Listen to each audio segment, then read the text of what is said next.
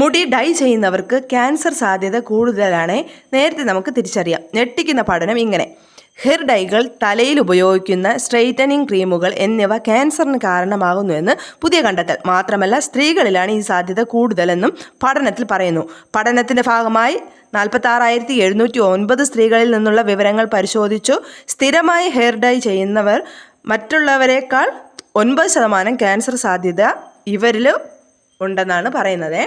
Hair ഉൽപ്പന്നങ്ങളിൽ endocrine deliver സംയുക്തങ്ങൾ, അതായത് EDC, ശരീരത്തിൻ്റെ ഹോർമോൺ സംവിധാനത്തിൽ ഇടപെടുന്നതിനും അതുവഴി ക്യാൻസറിനും കാരണമാവേ.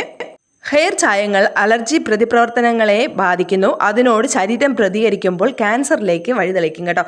അപ്പോൾ ഇതിൻ്റെ ഒരു ഡീറ്റെയിൽഡ് വീഡിയോ ഞാൻ ഇന്ന് നമ്മുടെ ചാനലിൽ അപ്ലോഡ് ചെയ്തിട്ടുണ്ട്. അപ്പോൾ നിങ്ങൾക്ക് കാണാൻ താല്പര്യമുണ്ടെങ്കിൽ നമ്മുടെ ചാനൽ സബ്സ്ക്രൈബ് ചെയ്തിട്ട് കയറി കാണുക. അല്ലെങ്കിൽ നമ്മുടെ ഷോർട്സിൻ്റെ താഴെ റിലേറ്റഡ് വീഡിയോ ആയിട്ട് കൊടുത്തേക്കാം. അതിലൊന്ന് ടച്ച് ചെയ്തിട്ട് കയറി കാണുക. അപ്പോൾ നമുക്ക് പുതിയൊരു ടിപ്പായിട്ട് കാണാം.